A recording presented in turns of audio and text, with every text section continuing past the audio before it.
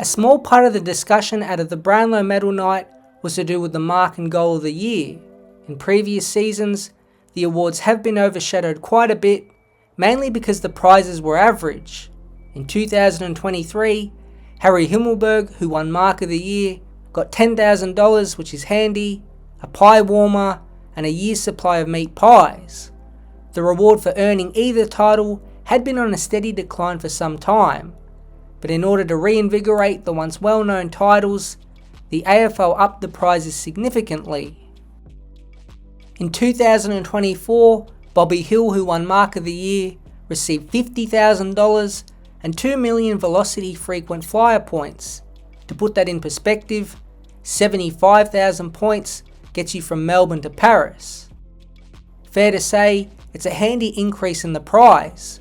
The goal of the year also gets $50,000, and NAB donates a further $10,000 to the winner's junior club. In this case, it was Harley Reid for this season. But with the Mark of the Year, we all know who the real winner is. Isaac Heaney first got suspended for the Brownlow in unlucky fashion, and in the qualifying final, this stunning mark couldn't even enter in the race. It's the ultimate snub for an award the AFL is trying to get back in the limelight. Surely the big bosses will reopen eligibility for the entire season and not just the home and away part of the year. The same should apply for the goal of the year. Then voting on both is questionable, especially in the early process, as fans from a popular team can pick a goal or mark of the week that really shouldn't be the winner. But the current voting system on the final winner is so much better than it used to be. If you cast your minds back to 2017, the Mark of the Year controversy that Brownlow night actually changed the system to what it is now. Heading into the night, the three nominees included Brodie Grundy, Joe Danaher, and regular Jeremy Howe. Now Grundy's, although it was a great mark, was seen as the third best, and Danaher's was second. It was a great mark, but it was almost written in the record books that this huge grab from Jeremy Howe would get the win and he would collect his second Mark of the Year award. But during this period of time, the fans did have full control on the winner, and somehow it was Danaher's mark that won. Howe was not happy on the night, and later in a Fox Footy article revealed it cost him some serious money.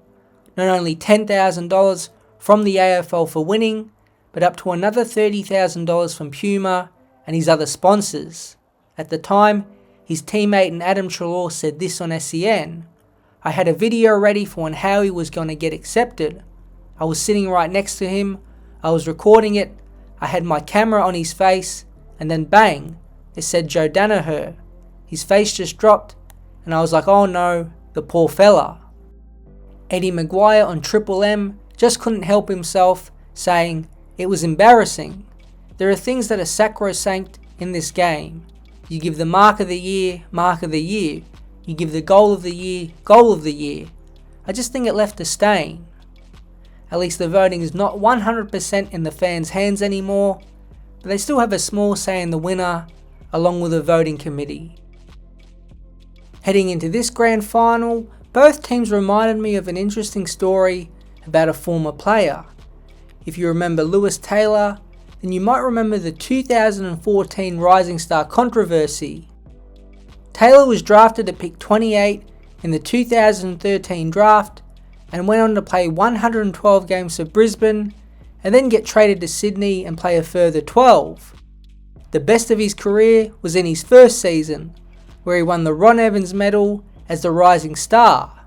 He just happened to beat out this guy named Marcus Bonampelli 39 votes to 38 and one of the closest Rising Stars ever. Now Taylor did play 22 games in 2014, averaging 17 disposals per game and kicking 12 goals, while Bonampelli, who did play just 16 games, averaged 16 disposals per game and kicked 15 goals. But this doesn't tell the full story. August 12th saw Taylor at roughly 12-1 odds to win the Rising Star, while Bonampelli was at about 1.5-1. Although Taylor finished the year strongly with 3 games straight with 22 disposals, Bontempelli was just as good, kicking 5 goals in the same period of time. But in the last 3 or 4 games of 2014, Taylor's odds dramatically shortened down to about 3-1. The suspicion of the winner getting leaked out early caused some betting agencies to close the line on August 31st, 4 days before the official winner was announced. A suspicious bet of $6,000 on Taylor came in a couple weeks out, and Fox Footy analyst David King was also probed, placing multiple bets on Taylor on September the 1st.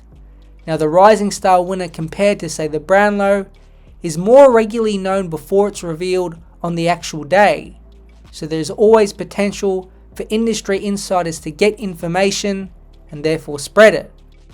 Police Victoria did get involved due to the betting activity on Taylor, but nothing externally came out of the investigations. But with Taylor's odds dramatically dropping nearly $10 in just a 3-week period, it does look like at least some people had a bit of inside word.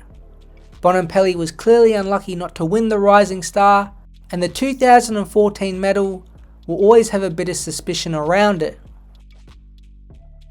Another surprise snub of late was not with any AFL players, but with the AFL coaches. The AFL Coaches Association Coach of the Year is an important recognition between that cohort of the AFL as to who has performed the best as senior coach. Now it is voted on by all coaches, including assistants, and the results this year were surprising. Chris Fagan took it home, finishing first. John Longmire fairly enough finished second, leading the Swans, but third place was Sam Mitchell. Now if you think that the Coach of the Year should just be the Premiership coach, then Chris Fagan is the obvious perfect choice. But the Coach of the Year was decided before the result of the 2024 Grand Final.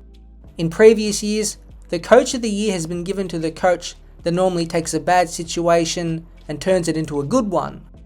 It's why, for example, Adam Kingsley won it in 2023 and Craig McRae won it in 2022. Now Fagan winning a Grand Final from the position Brisbane are in was astonishing itself, but some people did feel like Mitchell and his turnaround with a young Hawthorn team met the criteria we've seen in the past. He had at the time a rebuilding team that was 0 wins and 5 losses with a horrible percentage, and got them all the way up to a top 8 finish and a finals win at the MCG. His side also did it with flair and excitement that really captivated the competition. It's an interesting result, especially as Fagan beat Mitchell by over 100 votes in totality. Perhaps Mitchell in the coach's eyes didn't have as difficult a task as it looked like from the outside, or Fagan and his team's situation was even more dire than being a couple wins back from a 500 record.